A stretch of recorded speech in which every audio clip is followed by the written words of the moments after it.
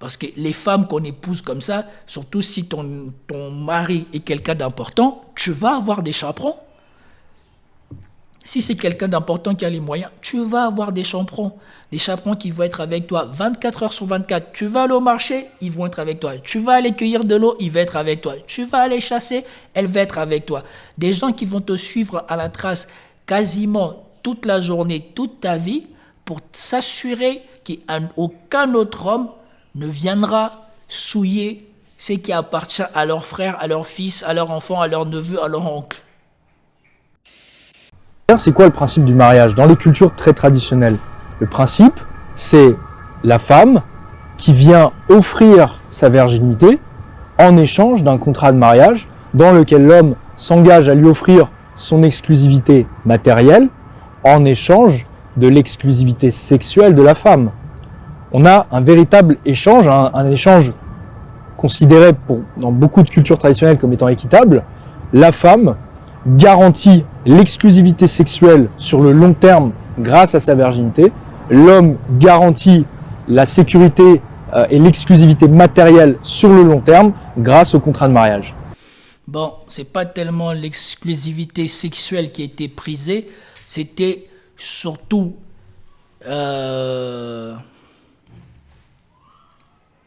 la garantie de la pureté de la lignée. C'est pour ça qu'on voulait des femmes vierges et on voulait aussi s'assurer que la personne qu'elle va mettre au monde sera bien notre enfant.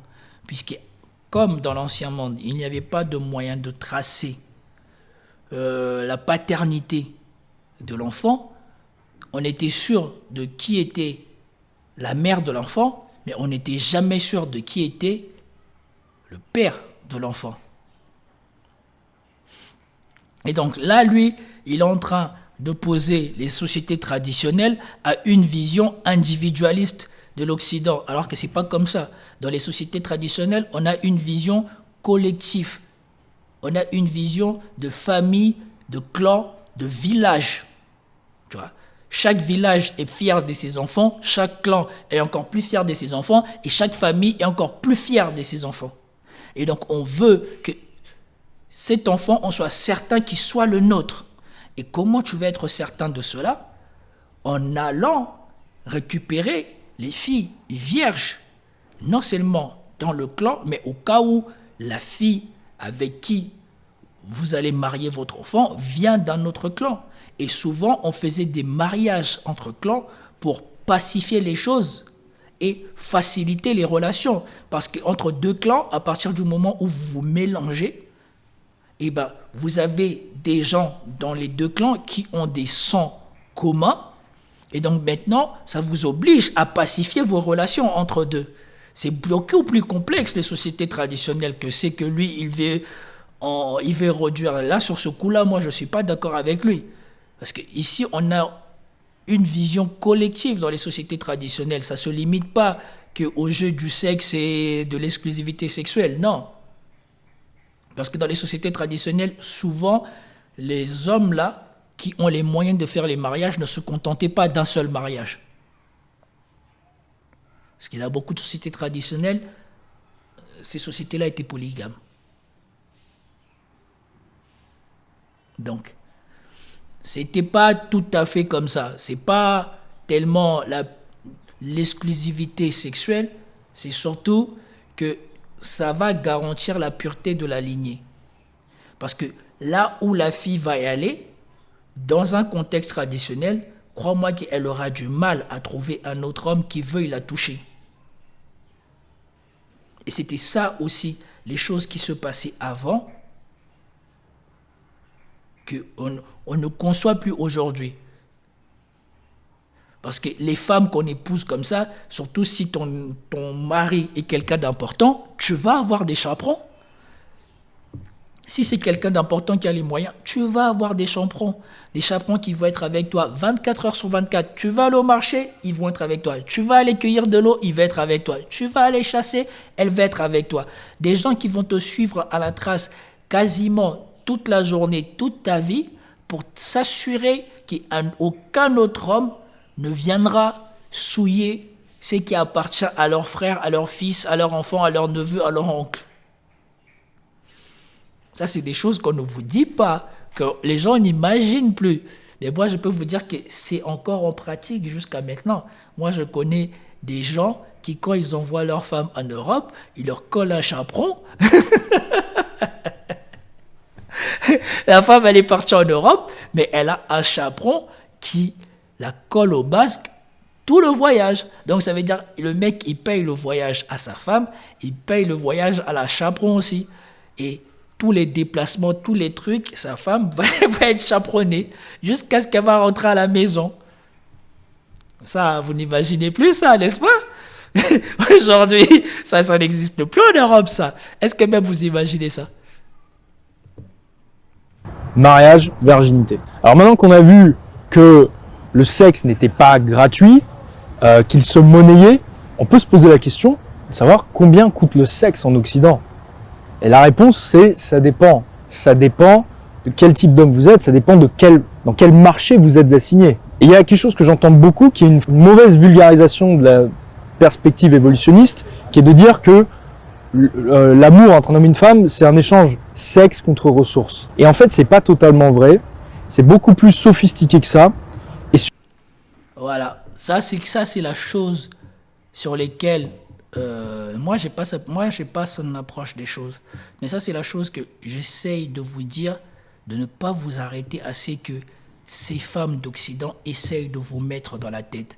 Les femmes d'Occident essayent de réduire l'amour ou les relations amoureuses entre hommes et femmes ou les interactions amoureuses entre hommes et femmes en Occident à un échange de elle se ramène, elle ne fout rien d'autre à part être elle et vous laissez la monter de temps en temps et vous donnez tout, votre ressource, votre temps, vous donnez tout juste parce qu'elle va vous donner de sexe. Il vous dit que c'est plus complexe que cela et je suis d'accord avec lui. Et sûrement que les choses qu'il va développer, c'est les choses que j'ai déjà développées dans mes vidéos.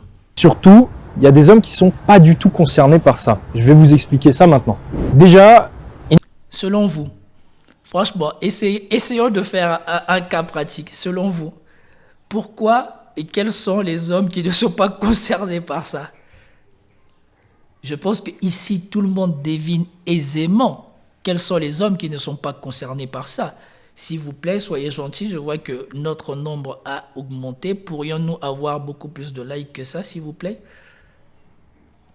Vous devinez aisément, c'est qui les hommes qui ne sont pas concernés par ça? Il n'y a pas que le sexe qui intéresse les hommes. S'il n'y avait que le sexe qui intéressait les hommes, il n'y aurait que le marché de la prostitution qui tournerait, ce qui n'est pas le cas, puisqu'il y a le marché du mariage. Donc, ça montre bien que les hommes recherchent autre chose. Ce qu'ils recherchent en plus, c'est l'affection. Et c'est bien pour ça que je parle de marché de l'amour. Ça, c'est très compliqué de dire que les hommes recherchent l'affection. Ça, c'est une vision que moi, je ne partage pas avec lui, mais que j'accepte. Parce que ça dépend de où tu es. Ça, c'est vrai. Ça, c'est vraiment valable pour la société occidentale. Mais bien souvent, dans les sociétés traditionnelles, où les hommes sont élevés pour être durs et pour très tôt se détacher de l'affection et tout ça de leur maman, eh bien, croyez-moi que eux, l'affection, c'est le dernier de leurs soucis. Quand je parle avec ils sont contents de l'avoir. Ils sont contents d'avoir une femme affective. Et ils la traiteront d'autant bien qu'elle sait être affective. Mais la majorité d'entre eux, c'est pas ce qu'ils cherchent. C'est ne vraiment pas ce qu'ils cherchent. Mais ça devient un impératif quand tu vis dans un endroit où tu sais que si jamais tu prends une fille, tu es quasiment obligé de ne rester qu'avec elle. Ou alors, tu vas devoir divorcer, ce qui va te coûter. Et donc, ce qui va compliquer le fait que tu en retrouves une autre parce que tes moyens financiers vont baisser du fait que tu as divorcé avant. Mais dans une société où il y a la polygamie, où la conception de la société n'est pas basée sur la féminisation, les affects, les émotions, et où les gens ne considèrent pas la fidélité comme un acquis, l'affection, ça devient le dernier des choses que les hommes y veulent. dans une société traditionnelle, c'est que les hommes, ils veulent d'une femme. Ça sera, s'il épouse, c'est même pas il veut, c'est naturel pour lui que tu lui donnes du sexe quand il veut, mais c'est surtout de la loyauté que les enfants que tu vas lui donner soient bien ses enfants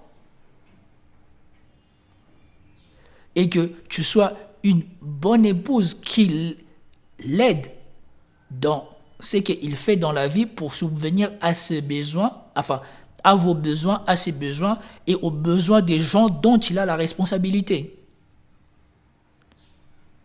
Donc, dans une vision purement occidentale, peut-être que ce qu'il dit est valable, mais sorti de ce contexte-là, on n'est plus du tout dans la même chose.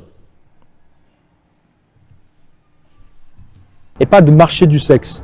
Les hommes recherchent le sexe et l'affection. Et l'affection, c'est une ressource féminine bien gardée par les femmes qui, elles, en sont en abondance. Puisqu'elles en reçoivent de la part de leur papa, elles en reçoivent de la part de leurs copines. Entre elles, s'en donnent beaucoup plus. Mais surtout, elles en reçoivent de la part du monde en général. Il y a des études. Elles en reçoivent de tous les simps. Elles en reçoivent de tous les simps qu'elles ont en Occident. Ça, c'est sûr. Mais après, je suis bien d'accord que les femmes reçoivent beaucoup plus d'affection de leur papa et de leurs proches que la majorité des hommes. Bien souvent en Afrique, ici, les papas sont beaucoup plus affectueux, beaucoup moins durs envers leurs filles. Mais quand j'ai dit dur dans le sens où ils ne se montrent pas aussi durs avec leurs filles qu'avec leurs garçons. Mais au niveau de l'exigence, c'est peut-être égal. Donc ça veut dire qu'ils exigent peut-être le même niveau de réussite aux hommes, à leurs enfants, filles, comme à leurs garçons. Mais la manière dont ils vont traiter, ils vont exiger ça, n'est pas tout à fait la même chose. Donc, les parents, surtout les hommes, ils ont beaucoup plus de tendresse envers leurs filles dans les sociétés traditionnelles qu'avec leurs garçons.